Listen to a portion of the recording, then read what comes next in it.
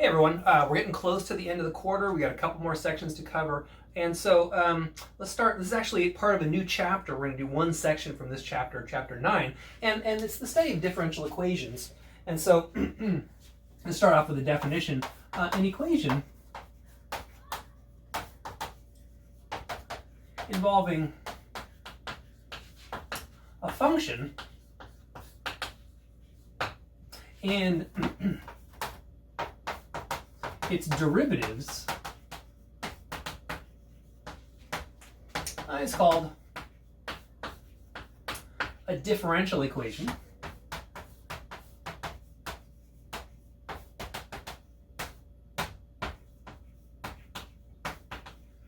So differential equation, which I'll usually just abbreviate as capital DE.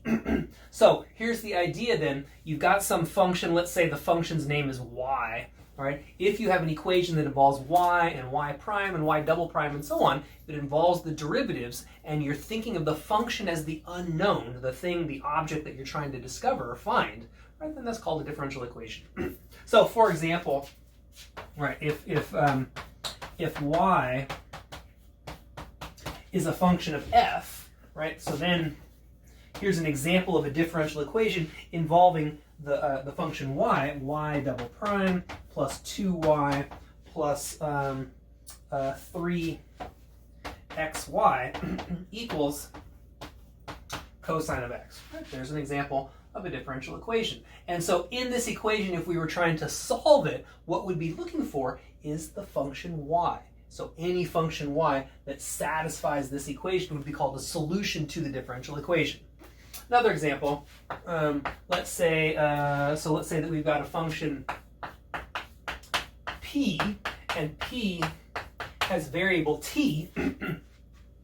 Then here's another example, dp dt equals, let's say 4t times p. Right? There's an example of a differential equation now involving the function p, right, whose variable is t. So in this equation, you'd be looking for all possible functions p that satisfy this equation. One piece of terminology, so the highest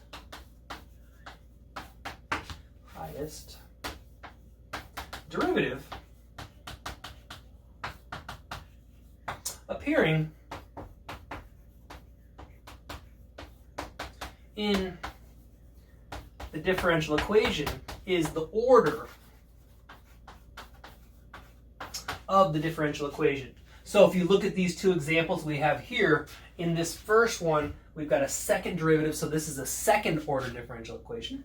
This one, this is p prime, or the first derivative of p, so this is a first order differential equation. Now, we're going to focus on a certain type of first order differential equation in this section. So we focus on a special type of first order differential equation. And these differential equations that we're going to look at are called separable. So a first order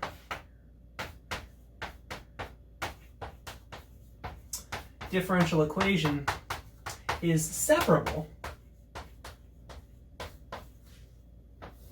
if it can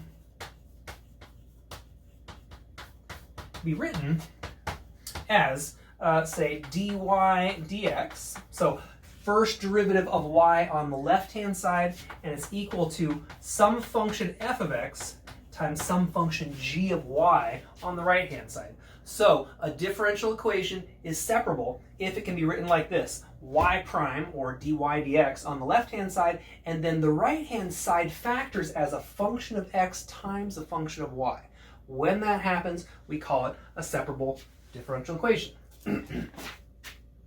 And in this case, when you have a separable differential equation, the solution, there's sort of a standard approach to solving it, and it goes like this. So solving a separable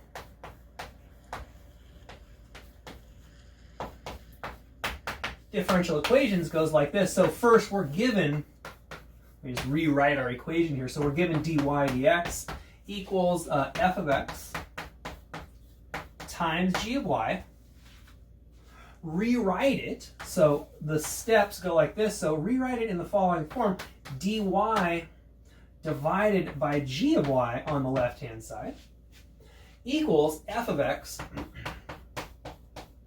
times d of x, or times dx. So what did I do? I divided both sides by g of y, and I multiplied both sides by dx. And this is the reason it's called separable. You can separate the variables. We have only y involved on the left-hand side. We have only x on the right-hand side, so we separated the variables. Now, once you have it in this setting right here, then you can integrate both sides.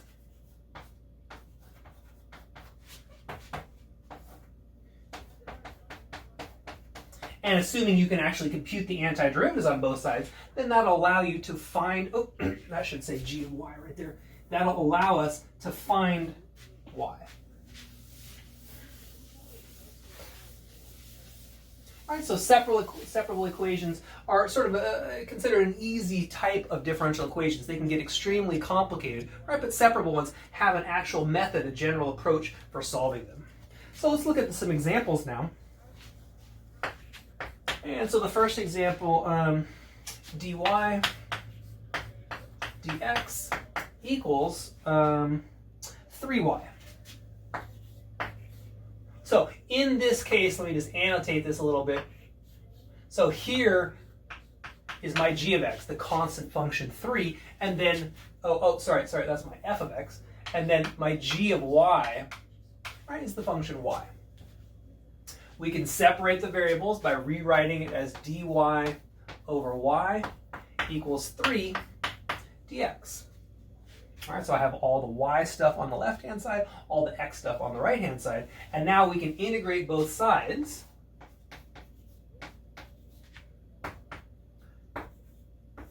I pull the 3, which is just a constant, out of the integral. The antiderivative on the left-hand side is going to be natural log absolute value of y. Now, well, let me write this down first. So this will be a 3x plus, I need a constant. I'm going to call my constant d. Now, here's the thing. Officially, when you take the antiderivative of the left-hand side, you get natural log absolute value of y plus a constant. And then you also get plus a constant on this side. Now, what I've done, so I don't need to actually write the constant on both sides because, so let me just say, if I would have, so I could have written, say, natural log of y plus c over here equals 3x plus d. Then if I subtract the c over, I would have had natural log absolute value of y equals 3x plus d minus c, and this is just a constant itself. So you don't need to write a constant on both sides and then subtract the constant over to one side. You can just assume that the constants have all been consolidated in one on the right-hand side. Okay, so that's the typical thing we'll do. We will just write down the antiderivative without the constant on the left-hand side, and then we'll include the constant on the right-hand side. Okay, so now I need to try to solve for y. If I exponentiate both sides, what we get, so what we get is absolute value of y equals e to the 3x plus d. And using exponential rules, I can write this as e to the 3x times e to the d. Since d is a constant, notice that e to the d is a positive constant. And so I can rewrite this as, say, I'm just going to rewrite it as c e to the 3x, right? Where that has been replaced with a positive constant c. So here it's where c is any positive constant. So what we have then is absolute value of y is equal to c times e to the 3x. And now I'd like to solve this. Y is equal to plus or minus c e to the 3x. So what we're saying then is that any solution to this differential equation is going to be of this form right here, y equals plus or minus constant times the exponential function raised to the 3x. All possible solutions to this differential equation, the only functions, all functions that satisfy it must be of this form right here. All right, so that's the idea behind solving a differential equation. It's finding all possible functions that will satisfy your differential equation. So let's do some more. Oh, and you know what? I can write this a little bit better here. In fact, you know what? I want to say this a little bit better. So let's write a final answer that's slightly different. Here, if I expect c to be a positive constant, then plus or minus c gives us all possible non-zero constants. And so here actually is a better way to write this. Y equals c d e. I need some other constant. How about b? b e to the 3x, where b is any non-zero constant. That's actually a better way to write the solution.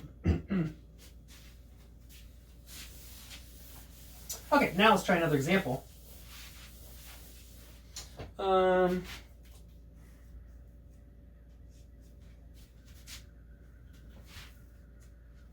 Okay, so now we're going to have y prime equals y squared times sine of x. So let's write this out. This is a separable differential equation. dy dx equals y squared sine x. I'm going to get all the y stuff on the left-hand side, all the x stuff on the right-hand side. So this will be a dy over y squared equals sine of x times dx. Now I'm going to take the antiderivative of both sides. On the right-hand side, we'll get a negative 1 over y.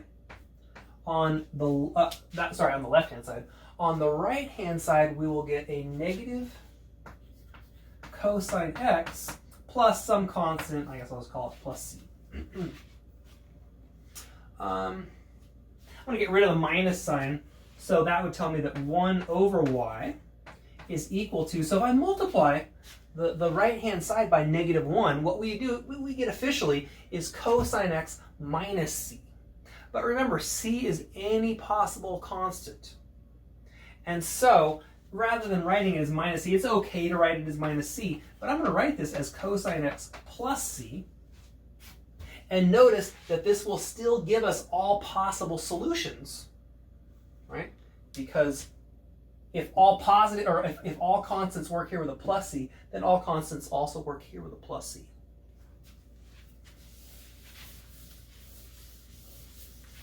If you write minus c instead, you'll still get full credit for that. It's the same thing. But typically, we like to have a plus if we can. Okay, so now let's solve for y. What we get is y equals 1 over cosine of x plus c. Right.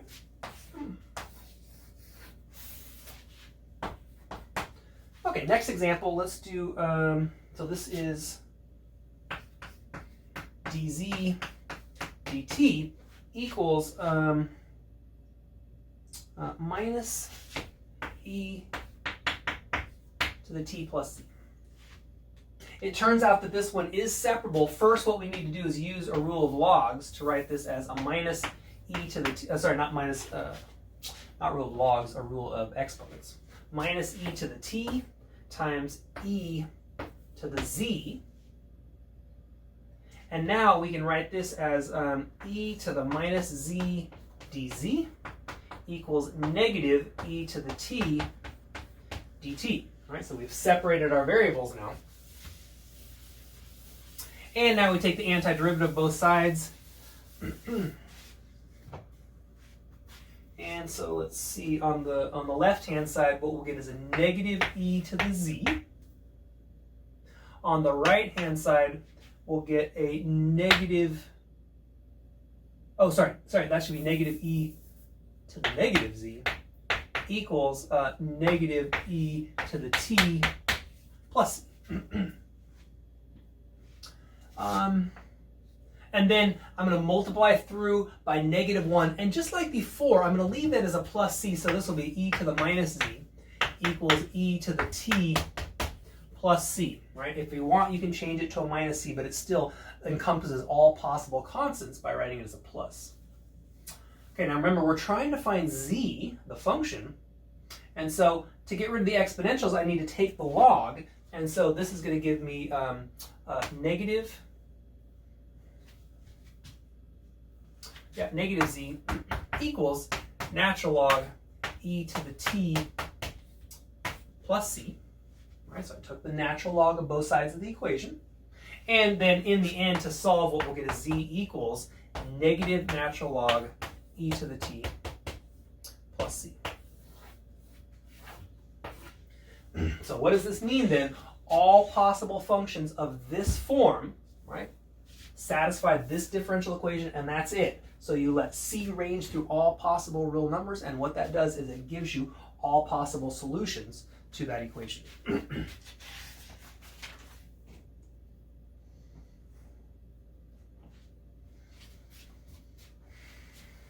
Now notice, all the solutions that I've had so far have involved a constant, right? The constant c has always been in there. And so what it's saying is all possible functions of such and such a form satisfy, right? So as you let the constant run through all real numbers, that gives you all possible solutions. But if you have a little bit more information about the function z, you can actually find the constant c explicitly. So let's do an example like that. I want to solve the differential equation dy dx equals x sine x divided by y, subject to the following condition on y. So subject to y of 0 equals -1. Right? So we're given a little bit more information about our function y. Right? There could be an infinite number of solutions to this differential equation. We're looking for the specific function y that satisfies this equation. So we're going to ignore this information for a little bit. Let's just look at the differential equation and let's get the variables separated. So we'll have a y dy equals x sine x dx. And then I'm going to take the antiderivative of both sides. Now, okay, so the antiderivative on the left-hand side, that's just going to be a y squared over 2. To integrate x times sine x, remember, you need to use integration by parts. So if you go through the integration by parts process, I actually already did this, so let me just write it down. It comes out to be sine x minus x cosine x plus c. So from here to here, just make a note to yourself, I did integration by parts. And now remember, we're looking for y squared. So let me solve here. Sorry, we're looking for y, but we've got y squared equals 2 sine x minus 2x cosine x plus, all right, officially it would be plus 2 times c, but if c is a constant, so is 2 times c, so let's just leave it as c. If you want to write it as 2 times c, that's fine. All right, now we're looking for y, so let's take the square root. What we get is y equals plus or minus square root 2 sine x minus 2x cosine x plus c. So there's the general form of a solution to the original differential equation. It's got to be a function of this form. But now let's see if we can use this information right here to get a little, to find out a little bit more. First of all, what is this telling us? Now, if you look at this solution here, you're either going to have the positive or the negative. Because y of 0 has to equal -1, that means that it's going to be the negative version of this. So first we'll say since y of 0 is less than 0, we see that the output's got to be negative, so we see that y equals minus square root 2 sine x minus 2x cosine x plus c. So now let's see if we can narrow down and figure out who c is. Well, if y of 0 equals -1, then what we have is -1 equals y of 0. So when we plug 0 in for x, what we get is, so let's see, sine of 0 is 0. 0 times cosine of 0. So all of this is 0. So what do we get? We just get square root of c. So -1 equals negative square root of c. And so that means that c has to equal 1. So final solution then, y is equal to square root, negative square root,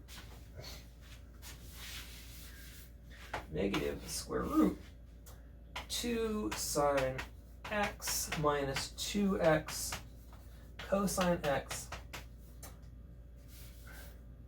plus 1.